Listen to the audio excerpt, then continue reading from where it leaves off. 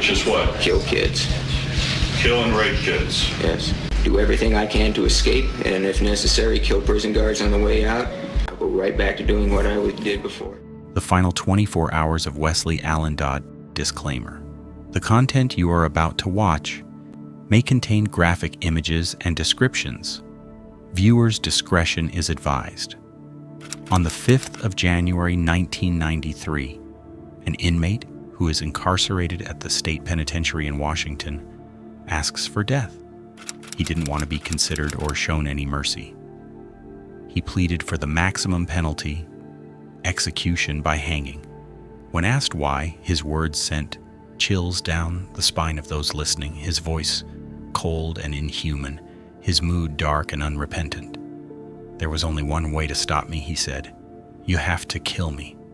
This video covers the final hours of a ruthless serial killer, a merciless monster who preyed on the young. History would remember him, not just for the lives that he took, but for dying on his own terms, under his own will. Before we continue, be sure to subscribe and turn on notifications. If you are just finding this channel, imagine what you've been missing. When inmates are sentenced to death, their remaining time is spent hoping for a miracle or a second chance to right their wrongs. One inmate, Westley Allan Dodd, waived all appeals and told the judge that he would like to be executed. He stopped the defense lawyers from standing in his favor, something no criminal had ever done in history.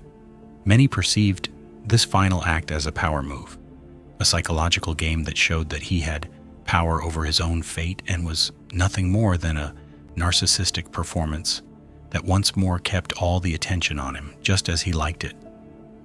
Experts claim that his final acts would make him even more memorable than his victims. He was a dark celebrity who craved attention and was wrapped in mystery. His confessions were truthful, blunt, and gruesome. He left nothing to the imagination and spoke without a hint of remorse. Sensational confessions and an aura of danger made him one of the most repulsive criminals ever interviewed. His therapist offered a heartfelt statement that was most shocking. After months of delving into the mind and psychology of this child killer, to understand his motivations, drive, and if there was any good left in him, his therapist only had one thing to say. In his very words, "Wes out to fry." There was no reparation for his crimes, and yet some still held gathering outside the penitentiary, calling for clemency. Religious groups held peaceful protests, urging for a lighter sentence that preserved life. But once sentences were handed down, they were irreversible. The governor at that time, Booth Gardner, refused to interfere with the sentence, claiming that he had read through the files and he was repulsed by the killer. Dodd deserved nothing less than a maximum sentence as his crimes were too grim. It was reported that, as court proceedings were ongoing, jurors were deeply traumatized by the detail. Some sought psychiatric help, as the images and what they had heard haunted them long after the trials. Westley Allan Dodd had lived a serial killer's fantasy, but he was doomed for failure. By the age of 31, his thirst for the unnatural had grown so strong that it consumed him. His fantasies were cruel, obscene, and depraved. But soon enough, fantasies became a lifestyle as he began to act on his impulses, preying on the young and defenseless. Nowhere was safe from the predator, not schools, and certainly not parks. Interestingly, he had been caught several times, mostly during the attempt. Each time he slithered back into the streets, he was arrested and released, but he never once thought about stopping. He immediately went back to his crimes. He claimed that he enjoyed what he did. Whenever he was caught, he would be released after a few days, but he never stayed longer than 4 months. Dodd, on many occasions, had mentioned that his urges were taking over and he had less and less control over them, a warning that should never have been ignored. Dodd's undoing was when he began to document his crimes in a diary. He referred to them as incidents. The idea of writing down his experiences and reading them to himself was exciting and fulfilling for him. He would document dates, specific times, and places where he visited to see if he would find a suitable candidate, such as parks and movies. But on November 13th, 1989, he made his final move. On that fateful day, the theater was packed with kids and adults for the movie Honey, I Shrunk the Kids. The movie had started, and most people were inside enjoying the show, but Dodd wasn't there for the movie. He waited patiently until his prey was alone and in the restroom unsupervised. Dodd followed the boy into the restroom, and the scuffle began. Alas, the boy wasn't an easy game. He screamed and kicked until Dodd had no choice but to flee the scene. The boy was visibly scared but unharmed. He quickly narrated his ordeal to the adults, and a search for the predator began.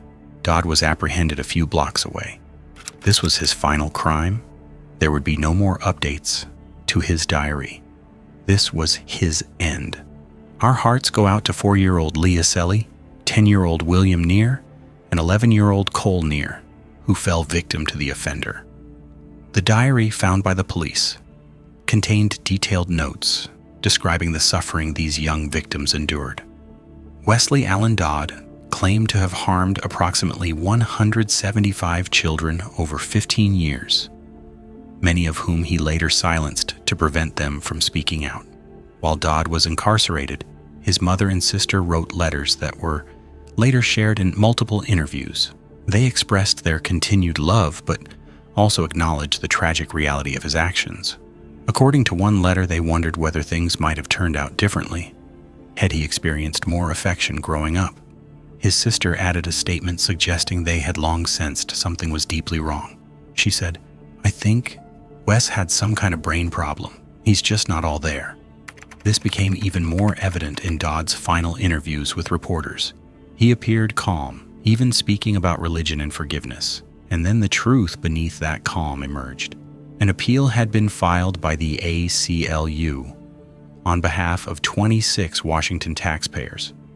It did not challenge his guilt or his sentence, but instead questioned the method of execution. Just 10 hours before the scheduled time, the appeal was denied. One of the justices, Robert Utter, described the method as inhumane and outdated, and stated that Dodd's willingness to accept it did not make it right. When asked to choose between lethal injection or hanging, Dodd immediately selected hanging. Even his lawyer agreed, saying it was more predictable than lethal injection. It had been nearly 30 years since the last hanging in Washington, and the state was preparing to carry out another.